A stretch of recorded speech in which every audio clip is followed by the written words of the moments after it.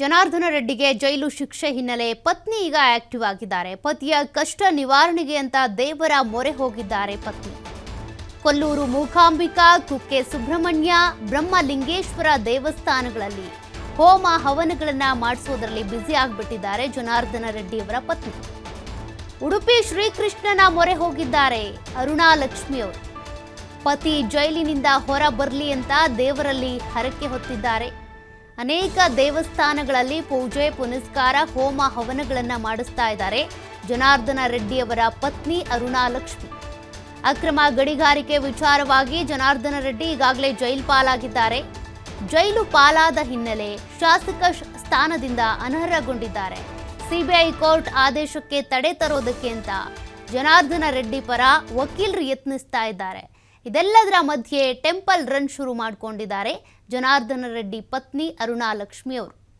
ತಮ್ಮ ಪತಿಯ ಸಂಕಷ್ಟಗಳೆಲ್ಲವೂ ಕೂಡ ದೂರ ಆಗಲಿ, ಅವ್ರು ಜೈಲಿಂದ ಹೊರಗೆ ಬರಲಿ ಅಂತೇಳಿ ಜನಾರ್ದನ ರೆಡ್ಡಿ ಅವರಿಗೆ ಈಗಾಗಲೇ ಜೈಲು ಶಿಕ್ಷೆ ವಿಧಿಸಿದ್ದಾಗಿದೆ. ಅಕ್ರಮ ಗಣಿಗಾರಿಕೆಗೆ ಸಂಬಂಧಪಟ್ಟಂತೆ ಈ ಹಿಂದೆಯೂ ಕೂಡ ಜೈಲು ವಾಸವನ್ನು ಅನುಭವಿಸಿ ಬಂದಿದ್ರು.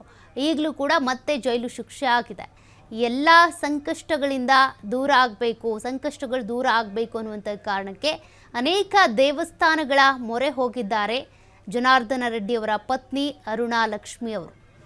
ಬ್ರಹ್ಮಲಿಂಗೇಶ್ವರ, ಕೊಲ್ಲೂರು ಮೂಕಾಂಬಿಕಾ ಸೇರಿದಂತೆ ಬೇರೆ ಬೇರೆ ದೇವಾಲಯಗಳಲ್ಲಿ ಪೂಜೆ ಪುನಸ್ಕಾರ, ವಿಶೇಷ ಹೋಮ ಹವನಗಳನ್ನು ನಡೆಸ್ತಾ ಇದ್ದಾರೆ. ಸಿಬಿಐ ಕೋರ್ಟ್ ಆದೇಶಕ್ಕೆ ತಡೆ ತರೋದಕ್ಕೆ ಅಂತ ರೆಡ್ಡಿ ಪರ ವಕೀಲರು ಪ್ರಯತ್ನ ಮಾಡ್ತಿದ್ದಾರೆ. ಆ ಪ್ರಯತ್ನ ಸಫಲ ಆಗಲಿ ಅನ್ನುವಂಥ ಕಾರಣಕ್ಕೆ ಈ ಪೂಜೆ ಪುನಸ್ಕಾರ ಹೋಮ ಹವನಗಳು.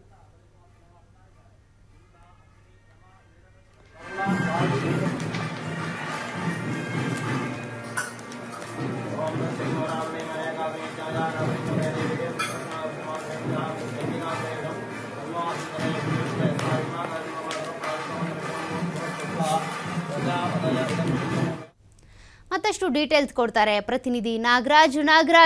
ಜನಾರ್ದನ ರೆಡ್ಡಿ ಜೈಲ್ ಪಾಲಾದ ಬೆನ್ನಲ್ಲೇ ಒಂದ್ ಕಡೆ ಕೋರ್ಟ್ಗೆ ಅಥವಾ ಕಾನೂನಾತ್ಮಕವಾಗಿ ಹೋರಾಟಕ್ಕೆ ವಕೀಲರು ಸಿದ್ಧರಾಗಿದ್ರೆ, ಮತ್ತೊಂದು ಕಡೆ ಇವರ ಪತ್ನಿ ದೇವಸ್ಥಾನಗಳ ಮೊರೆ ಹೋಗ್ತಾ ಇದ್ದಾರೆ. ಏನೇನು ಅಪ್ಡೇಟ್ ಸಿಗ್ತಾ ಇದೆ?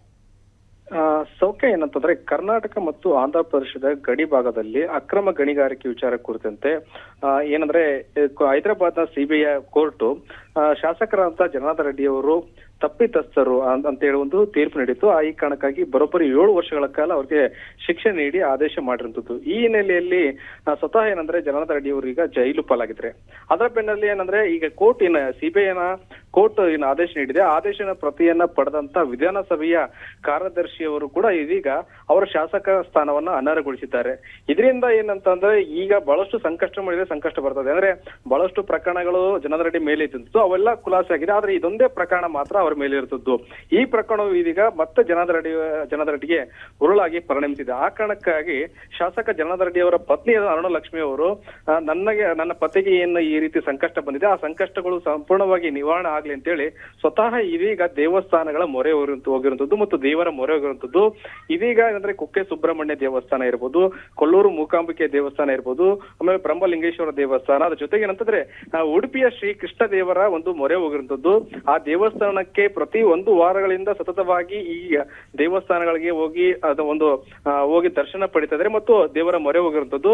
ಆ ದೇವಸ್ಥಾನಗಳಲ್ಲಿ ಹೋಗಿ ಪ್ರತ್ಯೇಕವಾಗಿ ಹೋಮ ಹವನ ಮಾಡುವಂತ ಕೆಲಸ ಅರುಣಾ ಲಕ್ಷ್ಮಿ ಅವರು ಮಾಡ್ತಾ ಇದ್ದಾರೆ. ನನ್ನ ಪತಿಗೆ ಸಂಕಷ್ಟ ಬಾರದೇ ಇರಲಿ. ಅದ್ರ ಜೊತೆಗೆ ಏನಂತಂದ್ರೆ ಈಗಾಗಲೇ ಸಿಬಿಐ ಕೋರ್ಟ್ ಆದೇಶ ನೀಡಿದೆ ತಪ್ಪಿತಸ್ಥರ ಅಂತ ಹೇಳಿ.